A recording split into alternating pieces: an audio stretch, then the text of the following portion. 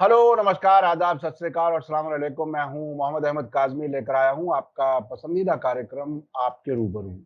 Middle east में आज एक बड़ी खबर यह है कि अमेरिका के प्रेसिडेंट जो बाइडेन इजराइल पहुंचने वाले हैं, पहुंच रहे हैं, बातचीत होगी। इसके अलावा वो इजराइल के जिम्मेदारों से मिलने के अलावा वेस्ट बैंक में, जिसको अब मिडिल ईस्ट में फिलिस्तीन का नाम नहीं लिया जाता बल्कि वेस्ट बैंक और गाजा कहा जाता है। वेस्टर्न मीडिया इसी तरह से इसका जिक्र कर रहा है। फिलिस्तीन का कहीं नाम नहीं लिया जा रहा है।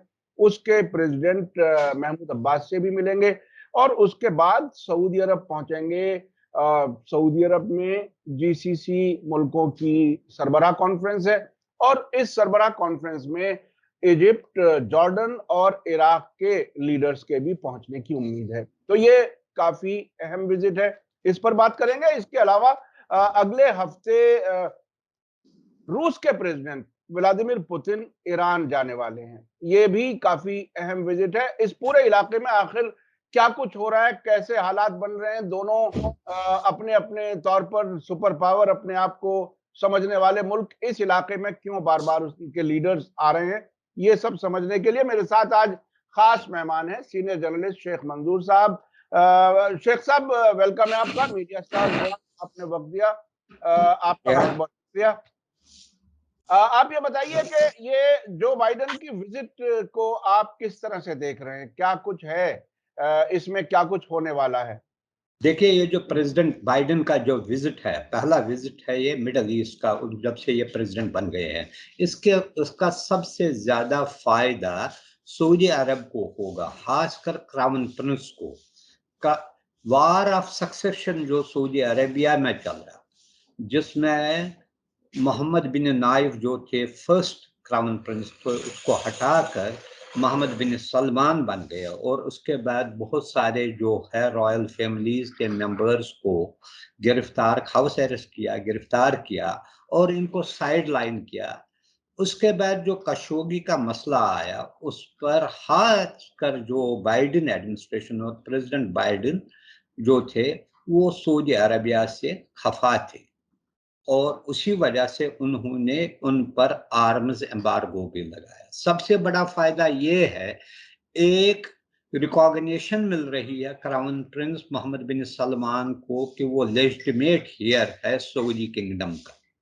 दूसरा, ये जो पिछले 2-2.5 साल से अमेरिका ने पाबंदी लगाई थी आर्म्स सेल पर, वो भी खत्म हो रही है इस मसले पर। ये इसके लिए एक बहुत बड़ी अचीवमेंट उसके लिए, क्योंकि अमेरिका है, हालांकि दूसरे वेस्टर्न कंट्रीज अमेरिका के जो दूसरे ओहदेदार थे, जिसमें सेक्रेटरी ऑफ स्टेट थे, डिफेंस सेक्रेटरी थे, सीआईए के चीफ थे, वो बार बार विजिट कर रहे थे सऊदी अरबिया को और मिलते भी थे, क्राउन प्रिंस से भी मिलते थे, किंग सलमान से भी मिलते थे।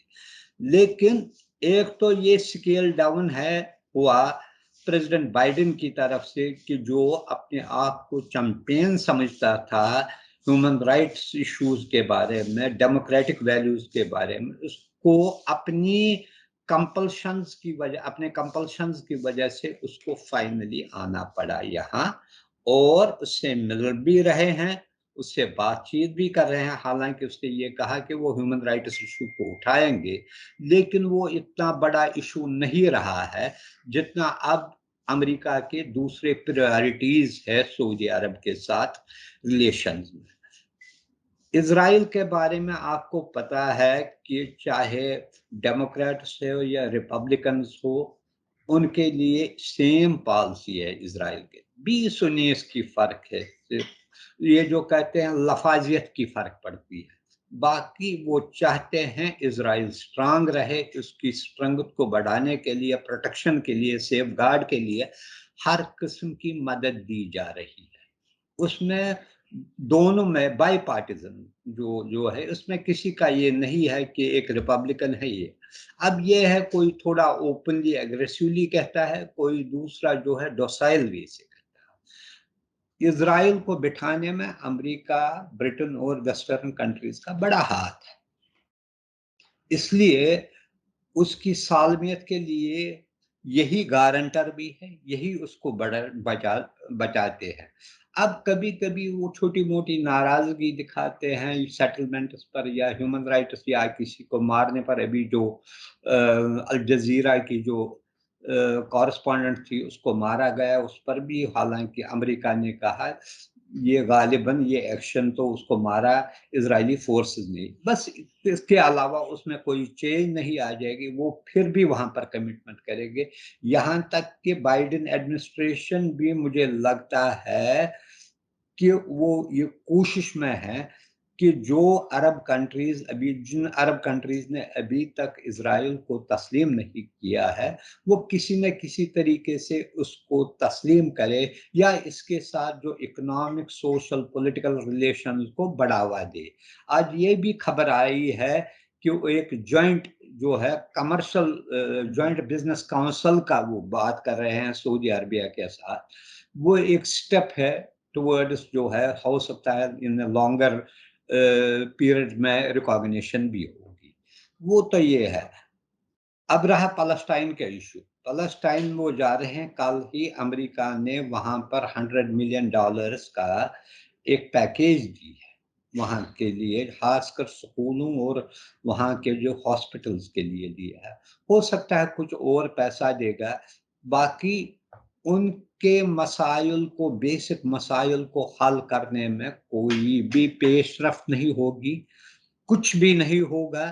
बस जैसे मसला है 30 साल पहले था वैसे ही जूं का तू रहेगा ये। लेकिन जैसे मैंने कहा, अमेरिका के लिए जो यूक्रेन वार से जो क्राइसिस हुए, खासकर इससे जो एनर्जी क्राइसिस हुए हैं, फूड शॉर्टेज है सारे दुनिया में है, और जिसमें पिस रहे हैं खासकर डेवलपिंग कंट्रीज पिस रहे।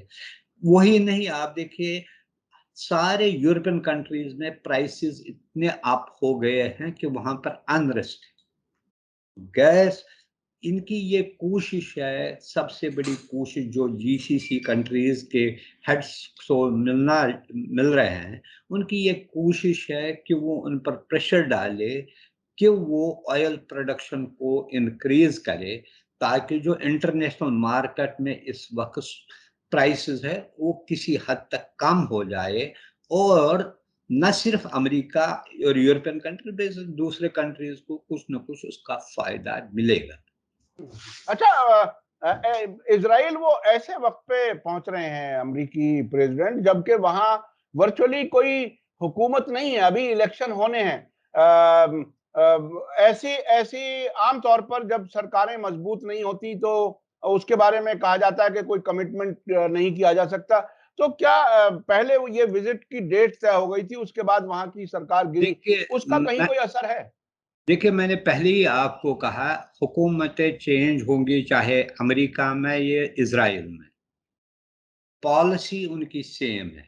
इजराइल में इंटरिम गवर्नमेंट रहेगी या इलेक्टेड गवर्नमेंट रहेगी, उसका कोई असर, अगर आपने देखा यही जो इंटरिम प्राइम मिनिस्टर है जब फ्रांस गया, इसने भी धमकियां दी कि मैं तहस नहस करूंगा हिजबुल्लाह को, यहाँ ईरान पर को भी धमकियां दी। उसका असर नहीं है। उनकी जो फॉरेन पॉलिसी है, ये लो गवर्नमेंट चेंज की वजह से बदलती नहीं है। ये फंडामेंटल एक पॉलिसी है यूएस का, जो फॉरेन पॉलिसी है इसका एक कॉर्नर स्टोन है इजराइल पॉलिसी। क्योंकि एक वहां पर भी जो ज्यूश लॉबी जो है अमेरिका में बड़ी हाईली बिजनेस कम्युनिटी है और बड़ा इन्फ्लुएंस रखते हैं प्रेसिडेंशियल इलेक्शन में, वो रखते हैं। इसके अलावा राइट फ्रॉम बिगिनिंग अगर आप देखेंगे, इजराइल को वहां पर एस्टेब्लिश करने में इन्हीं लोगों का हाथ, इजराइल इन्हीं का बच्चा है। उसको वहां पर खड़ा करने में, पहले बचा होके फिर बड़ा हो गया, अब उसको एक तनावर दरख्त की तरह बन गया है वहां पर। इसको बड़ा करने में इन कंट्रीज का ही हाथ है। इसलिए ये इमेटीरियल है वेदर वहां पर कोई इंटरिम गवर्नमेंट है, इलेक्टेड गवर्नमेंट है, प्रेसिडेंट्स की हुकूमत है, उस पर कोई असर नहीं पड़ेगा। ये हकीकत है, जब वो वहां पर आ जाएंगे, वो जो पॉलिटिकल पार्टीज है वहां की, और वहां एक पॉलिटिकल पार्टी नहीं है, वहां दसियों पॉलिटिकल पार्टीज है, उनकी भी एक ही सिमिलर पॉलिसी है, वो उनको भी मिलेंगे और इनके साथ भी बातचीत होगी, उस पर अमेरिका की पॉलिसी में कोई फर्क नहीं होगी। और रिटायरेशन ये भी होगी कि उसकी सॉवरेनिटी, उसकी इंटेग्रिटी और सिक्योरिटी के लिए वो कंप्रोमाइज नहीं करने देंगे। ये आप देखेंगे कि इनके फाइनल जो कम्युनिके होगा उसमें ये जरूर लिखा होगा, उस पर कोई कंप्रोमाइज नहीं होगा। शेख साहब, मैं ये समझना चाहता हूं कि जब ये विजिट अनाउंस हुई थी तो उसके फौरन बाद एक जो डिस्कस किया जा रहा था अमेरिका में भी, इजराइल में भी, अ, और उसको अरब प्रेस भी काफी इंपॉर्टेंस के साथ छाप रही थी, वो ये कि इसमें इजराइल और अरब मुल्कों का जॉइंट डिफेंस सिस्टम बनाने का ऐलान हो सकता है। इसके अलावा यानी वो ईरान के खिलाफ मुसलसल इस किस्म की बातें आ रही थी, लेकिन अब जो जैक सुलिवन की आखिरी प्रेस कॉन्फ्रेंस हुई है व्हाइट हाउस में, उन्होंने बहुत सीधा सिंपल कहा, नंबर एक, इजराइल और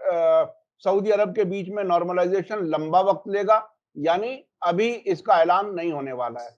दूसरा, उन्होंने ये कहा कि तेल का जो मसला है इंटरनेशनल मार्केट का, उस पर बात होगी, यानी वो पूरा फोकस अब सिर्फ तेल पर आ गया है। आपको क्या लगता है कि ये एक तरह से जो मकसद शुरू में बताए गए थे वो किसी तरह से बहुत ही कम तो होते नहीं चले जा रहे? पहले बहुत ज्यादा प्रॉमिसिंग लग रही थी ये विजिट।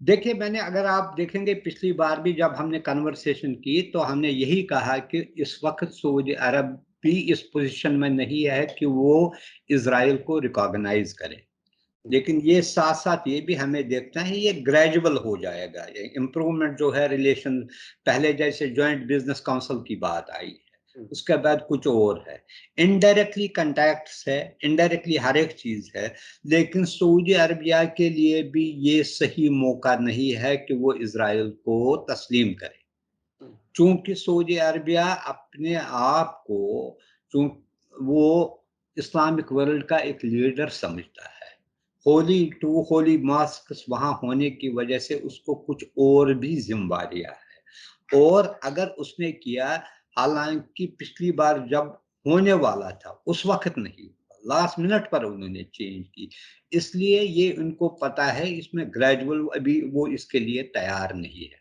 दूसरी बात, ये अमेरिका का ये विजिट क्यों हुआ, क्यों प्रेसिडेंट बाइडेन मजबूर हुए, जिस चीज को वो नहीं चाहते थे मिलने के लिए, ये उनको लग रहा है जीसीसी कंट्रीज इनके हाथ से फिसल रहे हैं, वो दूसरे एवेन्यूज देखते हैं, चाइना की तरफ है, रशिया की तरफ है। अगर आप देखेंगे पिछले कई महीनों के दौरान जो जीसीसी कंट्रीज के जो लीडर्स है, वो टर्की भी गए, रशिया भी गए, चाइना के साथ भी उनके राब्ते बढ़ रहे हैं, और चाइना जो है उनके लिए बड़ा इकोनॉमिक पार्टनर बन रहा है।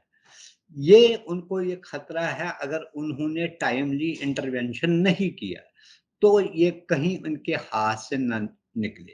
अब इसीलिए उनका ये जो, अभी देखिए कितनी बार फरवरी में जंग यूक्रेन की शुरू हुई, फरवरी से जुलाई तक कितनी बार अमेरिका ने कोशिश की कि जीसीसी कंट्रीज को कहने के लिए कि भाई आप ऑयल प्रोडक्शन बढ़ाइए, लेकिन उन्होंने इस पर ध्यान नहीं दिया, जिसकी वजह से अमेरिका को जो अपने खुद रिजर्व से, ऑयल रिजर्व, उनको रिलीज करना पड़ा, ताकि जो स्ट्रेस था मार्केट में, जो हाई प्राइसेस का, उसको किसी हद तक उस पर नॉर्मलाइज हो जाए। अब की बार भी ये कोशिश रहेगी, और मुझे लगता है किसी हद तक गल्फ कंट्रीज ये एग्री करेंगे, पूरा तो नहीं करेंगे, ऑयल प्रोडक्शन बढ़ाएंगे, वो एक कंसेशन है जो वो अमेरिका को देने को लग रहे हैं तैयार है। और दूसरी बात अगर इसमें देखा जाएगा कि सारी कंट्रीज जो है गल्फ के, वो इनडायरेक्टली या डायरेक्टली ईरान के साथ भी कांटेक्ट में है, अभी कतर के जो अमीर थे वो भी ईरान गए, ये भी चल रहा है through prime minister of Iraq, ये भी बातचीत चल रही है ईरान के साथ और सऊदी अरब के साथ, और आइंदा ये hopefully foreign ministers of two countries are going to meet, ये भी एक चल रहा है। यमन में फॉर टाइम बीइंग जो पिछली बार से ये हुआ, जो नया प्लान आया, उससे बाय एंड लार्ज पीसफुल रहा है। जो दूसरी कंट्रीज है गल्फ के, वो भी कहीं ना कहीं ईरान के साथ भी तो लगा। शायद सऊदी अरबिया को ये भी समझ में नहीं, ये समझ में आ गया है कि जो उन्होंने एग्रेसिव पॉलिसी रखी थी उससे उनको कोई बेनिफिट नहीं मिला, बल्कि नुकसान ही हुआ। अगर आपने देखा जो पहले कतर के साथ उन्होंने किया, जिसमें यूएई भी शामिल था, फिर यमन के साथ, उसका कतर के साथ तो नॉर्मलाइज हुए, लेकिन इसका फायदा किसी को नहीं हुआ। अल्टीमेटली सऊदी अरब, यूएई, इजिप्ट, जो कंट्रीज ने उसके साथ बाइकाट, या बहरीन, उनको ही रिलेशन वापस कर। अभी रिसेंटली जो है इजिप्ट के जो प्रेसिडेंट है वो भी कतर के अमीर से मिले। वो दिखा रहे हैं उस पॉलिसी का कोई नतीजा नहीं निकला, बल्कि आपस में जो जीसीसी एक वन यूनिट के तौर पर माना जाता है, उसमें बड़ी गहरी ये जो है क्रैक्स हुए। एक ये है, इसलिए हमेशा ये अमेरिका की अब ये कोशिश है कि इस जो रीजन को कहीं ना कहीं किसी न किसी तरीके से अपना तसल्लुत, अपना इन्फ्लुएंस बरकरार रखे, लेकिन उसमें कमी आ रही है, कमी आ गई है। अच्छा, आप एक लंबे अरसे से इस पूरे इलाके को बहुत नजदीक से देखते रहे हैं, बहुत बार आप गए भी हैं। एक एक जो जो मोटे तौर पर एक बात समझ में आती है कि क्या अमेरिका ने सऊदी अरब को मुस्लिम मुल्कों में अपनी पॉलिसी इंप्लीमेंट कराने के लिए एक तरह से क्या आउटसोर्स कर लिया है? क्योंकि मुझे एक वाकया याद आता है, एक तो ये जीसीसी की जो सरबराह कॉन्फ्रेंस हो रही है, ये हो रही है, और जब डोनाल्ड ट्रंप पहली बार सारे इस्लामिक कंट्रीज का वो किया, तकरीबन 50 मुल्कों के लीडर्स को इकट्ठा किया गया था रियाज में। तो क्या सऊदी अरब को वहां के डिपार्टमेंट ऑफ स्टेट ने एक तरह से ग्रीन सिग्नल दिया हुआ है कि हमारे लिए आप काम करें इस पूरे इलाके के मुस्लिम मुल्कों में? क्या क्या कुछ अंडरस्टैंडिंग क्या लगती है आपको? देखिए ये आपने सही कहा, जब ट्रंप आए तो उस वक्त सऊदी अरबिया ने सारे ओआईसी कंट्रीज की कॉन्फ्रेंस तलब की थी, जिसमें पाकिस्तान के प्राइम मिनिस्टर, हालांकि वो उसमें ह्यूमिलेट हुए, नवाज शरीफ थे उस वक्त थे, उर्दुगान, सारे मिले उसके उस वक्त मिले। लेकिन क्या हुआ, फिर अपने कंट्रीज को अपने अपने इंटरेस्ट भी होते हैं। वो तो एक गैदरिंग उसने की, उसका यही गैदरिंग का ये नतीजा था कि ट्रंप इस गैदरिंग से एनकरेज हुआ, तो उसने वो अब्राहम अकॉर्ड के बारे में वो शुरू किया, लेकिन अब्राहम अकॉर्ड टोटली फ्लॉप हो। नहीं, क्यों फ्लॉप क्यों? आप 4 मुल्क आप आ चुके साहब, 4 मुल्क नहीं, इजराइल। लेकिन जो इसमें मेन पार्टीज थे, मसलन पैलेस्टाइन था, वो नहीं आया। बहुत सारे कंट्रीज ने उसका बाइकाट किया, उसमें नहीं आए। कतर शायद नहीं आया इसमें, या दूसरे कंट्री, इवन जॉर्डन ने उस पर अप्रूव नहीं किया उसको, जो एक मेन पार्टी है, क्योंकि जेरूसलम का जो बैतुल मुकद्दस का कंट्रोल है अभी भी जॉर्डन के है। ये कुछ वही कंट्रीज आए जो ज्यादा डिपेंडेंट थे सऊदी अरब पर, वो बहरीन में की गई थी सऊदी अरब पर, मसलन इजिप्ट था, इजिप्ट को फाइनेंशियली सऊदी अरब बहुत मदद कर रही है। बाकी कंट्रीज जो है वो इसलिए उसका कोई रोल ही वो अकॉर्ड ही खत्म हो गया, उसके बारे में कोई जिक्र भी नहीं कर रहा था। वो उनके लिए शायद ये सिग्नल थी बाद में। और आप देखिए अब सऊदी अरब को खुद नहीं कर रहा है, यूएई ने किया क्या, यूएई सऊदी अरब के कहने पर, उनके दरमियान भी कहीं ना कहीं जो है कशीदगी है, हर एक अपना इंडिपेंडेंटली। मसलन कतर और सऊदी में क्या डिफरेंसेस है, वही है कि वन अपमैनशिप है, वो चाहता है मैं हूँ फाइनेंशियली, ये चाहता है मैं हूँ, इसीलिए यूएई का भी एक रोल है, वो इंडिपेंडेंटली कहीं ना कहीं, जैसे उसने इजराइल के साथ, अमेरिका के साथ ये एक डिफेंस पैक्ट भी बनाया जिसमें इंडिया भी हिस्सा बन गया है, लेकिन हर एक फिर अपनी अपनी प्रायोरिटीज देखता है। उनका उनका उनका इख्तिलाफ यमन में भी नजर आता है, कुछ इलाकों में वो कब्जा करना वो चाहते हैं, अब कुछ हो इलाकों। गया, तो वो कई यानी कि 1-1.5 साल से वो इख्तिलाफ चल रहा था, तो लेकिन फिर भी वहां पर ज्यादा सऊदी का ही असर हो। एक तो ये बॉर्डरिंग कंट्री है, दूसरी बात बहुत सारी जगहों पर जो यमन में है उसमें हालांकि उनका ज्यादा एयरफोर्स का था, लॉजिस्टिक सपोर्ट था और कुछ प्रेजेंस भी थी, लेकिन मैक्सिमम जो डैमेज यमन वार की हुई वो सऊदी अरब, और इनको भी हुई, उनके भी रिसोर्सेज बहुत खराब, यानी कि सऊदी अरब ने अभी तक $10 बिलियन के तौर पर एड और असिस्टेंस दी है यमन के लोगों के लिए, लेकिन उसका फिर भी वो तबाह और बर्बाद ही है। अभी तक उसने कुछ नहीं, हालांकि थोड़ा बहुत पीस है, लेकिन वहां पर जो ह्यूमैनिटेरियन क्राइसिस है उसका कोई ये नहीं कि अंदाजा ही नहीं है किसी को। वो नहीं, इसलिए वो यमन की तरफ से, हूथियों की तरफ से अब भी शिकायतें आ रही हैं कि सऊदी अरब सीज फायर को वायलेट कर रहा है बार बार। ये बहरहाल एक अलग इशू है। लेकिन अभी आपने जॉर्डन का भी जिक्र किया। एक वाकया हुआ है अभी पिछले 10-12 दिन के अंदर। वहां के किंग अब्दुल्ला सेकंड ने एक बयान दिया कि मैं भी नाटो की तर्ज पर गल्फ के रीजनल डिफेंस समझौते के लिए मैं सपोर्ट करता हूं। लेकिन 2 दिन बाद ही वहां के फॉरेन मिनिस्टर ने कहा कि नहीं साहब, इसकी कोई बात नहीं चल रही है और हम ईरान से अच्छे ताल्लुकात चाहते हैं। अभी कल फिर उनके डिफेंस मिनिस्टर ने भी इस किस्म का बयान दिया। आप वहां के सिस्टम को जानते हैं। क्या किंग के बयान के बरखिलाफ वहां के मिनिस्टर्स बोल सकते हैं? क्या ये क्या कुछ है, अंदर कोई बेचैनी की कुछ हालात हैं, क्या है? नहीं, ये आपने सही कहा, जो किंग कहे तो दैट्स अ फाइनल वर्ड, लेकिन अगर उसके बाद दो मिनिस्टरों ने ऐसा बयान दिया इसका मतलब है वही उन्हीं का अप्रूवल था। तो शायद वो उस वक्त जो उसका जो इंटेंशन था वो बियॉन्ड दैट क्रॉस कर दिया, क्योंकि जॉर्डन और गल्फ कंट्रीज के दरमियान वो ताल्लुकात नहीं रहे जो किंग फहद के ज़माने में थे या किंग अब्दुल्ला के ज़माने तक रहे। बाद में जब से ये नए किंग सलमान आए हैं उनमें कहीं ना कहीं खलीज पैदा हुई है। एक तो उस पर हुआ है, दूसरी बात कुछ इनके पर्सनल भी जो फैमिली फ्यूड चली, रॉयल फैमिली के जॉर्डन में जो चला झगड़ा चला, उसमें भी किंग अब्दुल्ला को लग रहा था इसमें कुछ गल्फ कंट्रीज का हाथ है। जो उनके जो प्रिंस थे, हमजा शायद उनका नाम है, उसने जो रिवोल्ट किया था उसमें वो कहते हैं बराबर उनका हाथ रहा है।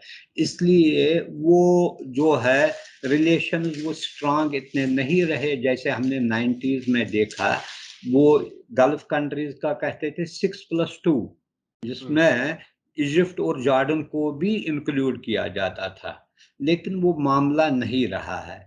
और वो अब अपना जो है पाथ, अच्छा जॉर्डन का ये मसला है, उनको अमेरिका के साथ on their own they are having very good relation, उनके साथ बहुत अच्छे ताल्लुकात है उनको। वो अपना जो है अपनी जो पाथ है वो इंडिपेंडेंटली रखना चाहते हैं, ताकि वहां पर उसको दो, चूंकि उसको जो दूसरे कंट्रीज है, जॉर्डन को सबसे ज्यादा इम्पैक्ट है सीरिया का है, इराक का है, वो नहीं चाहता है वहां पर कोई गड़बड़ रहे, क्योंकि मुल्क में अभी भी जो है कहीं ना कहीं बेचैनी है। अच्छा, इस सब से हट करके ये जो बाइडेन की विजिट के बारे में बात हुई और बहुत ही तफसील से आपने बताया। इसी बीच में अगले हफ्ते रूस के प्रेसिडेंट आने वाले हैं तेहरान। तेहरान कितना इंपॉर्टेंट है? और रूस ऐसे वक्त में खुद, जबकि वॉर चल रही है, ऐसे वक्त में आमतौर पर हेड ऑफ स्टेट गैर मुल्की दौरे नहीं करते हैं। तो ये दौरा कितना अहम है? क्या कुछ है? प्रेसिडेंट पुतिन क्यों ईरान आना चाहते हैं? क्या कुछ है? देखिए हमें ये दिखता है प्रेसिडेंट पुतिन पर उसको यानी कि सैंक्शन लगाए गए, उनको बाहर जाने के लिए भी उनको लिए सैंक्शन लग गए हैं यूरोपियन और वेस्टर्न कंट्रीज की तरह। लेकिन वो ये दिखाना चाहता है कि जो अमेरिका कर रहा है वो उससे कबूल नहीं है। दूसरी बात, उनका ये जो विजिट इस वक्त है ईरान का, ये शायद प्रेसिडेंट बाइडेन का जो विजिट है इसके काउंटर में है। उसको वो दिखाना चाहता है कि हमारी प्रेजेंस जो है, जो इस रीजन में हमारी प्रेजेंस भी बहुत अहम है, इम्पॉर्टेंट है। और इक्वली जो है वो बहुत प्रोडक्टिव रहेगी। क्योंकि इसके अलावा अगर आपने देखा, सीरिया, ईरान, अभी कतर के ये भी है, टर्की भी कभी यहाँ तो, लेकिन है टर्की भी इसमें है कहीं, इसलिए उनका ये अहम है। अब अमेरिका ये कहता है कि वो बेसिकली वहाँ पर ड्रोन्स के लिए जाता, ताकि वो उनका इस्तेमाल यूक्रेन वार में करे। उन्होंने वार्न भी किया है, लेकिन ये विजिट अहम इसलिए से है, वो दिखाता है कि एक ईरान उनका स्ट्रॉन्ग एलाय है। ये भी हकीकत है, through thick and thin Russia ने हमेशा ईरान के न्यूक्लियर मसला है, सैंक्शंस का मसला आया या कुछ और मसाइल आए, ईरान के साथ हमेशा खड़ा रहा, और ये इसकी एक मिसाल भी है। दूसरी बात, रशिया इनको जो है वेस्टर्न कंट्रीज को एक मैसेज भी देना चाहते हैं कि आप मत समझिए कि मैं सिर्फ वहां यूरोप तक ही कन्फाइन रहूंगा। जैसे अगर आपने देखा, जब रशिया ने इंटरवीन किया मिलिटरीली सीरिया में, सीरिया 95% जो इसकी टेरिटरी थी वो खत्म हुई थी, उसके पावर में ही, उसके कब्जे में ही नहीं थी, बशार अल असद के कब्जे। और जब रशिया ने फाइनली इंटरवीन किया, महीनों में, एक आध साल में ही सारी सिक्योरिटी सिचुएशन तब्दील हो गई। यहाँ तक तकरीबन आज सारे सीरिया में बारिंग वो जो है कुछ इलाके जो है छोड़कर उन्हीं का बोलबाला है। ये उन्होंने उस वक्त भी दिखाया, इस वक्त भी ये दिखाना चाहते हैं कि मैं आपको जहां जहां आप जाओगे मैं वहां आपको कन्फ्रंट करूंगा। ये एक उनकी नई पॉलिसी है, वो बहुत एग्रेसिव खुद भी है, वो किसी पर यानी कि कुछ भी कहे। आप देखिए, आप हम चाहते, ये लोग समझते थे कि एग्जॉस्ट हो जाएगा, इसकी इकोनॉमी कोलैप्स हो जाएगी, अब वो नहीं करेगा। अब वो हर चीज करता है जो अब यूरोप नहीं करता। तो ये है एक तरह से ताकत का टकराव रूस और अमेरिका की ताकत जो है वो मिडिल ईस्ट में अलग-अलग अपने एलाइज के जरिए दिखाने की कोशिश हो रही है, अपने अपने मकसद हासिल करने की कोशिश हो रही है। और खास तौर पर ईरान, जबकि उस पूरे इलाके की रेजिस्टेंस ग्रुप्स जितने भी हैं, चाहे वो इजराइल के खिलाफ है, हमास है या और और दूसरा और जी, और इराक का जो हफ्ज़ शाबी है, हूथी हैं यमन में, वो सब ईरान के नजदीक समझे जाते हैं। तो ये एक तरह से दोनों तरफ से ताकत का एक मुजाहिरा है, टकराव है, और वो अपने-अपने इन्फ्लुएंस को बढ़ाने की बात कर रहे हैं। बहुत-बहुत शुक्रिया शेख मंजूर साहब, आपने हमें वक्त दिया, और खास तौर पर जो बाइडेन की जो विजिट है उसकी अहमियत क्या है, वहाँ क्या कुछ होने वाला है, क्या नतीजे हो सकते हैं, ये सब आपने बताया। और पुतिन की ईरान विजिट कितनी अहम है, ये, और वो क्या कुछ मैसेज देना चाहते हैं। बहुत-बहुत शुक्रिया। इसी के साथ मुझे दीजिए इजाजत। धन्यवाद, शुक्रिया। जय भारत, जय हिंद।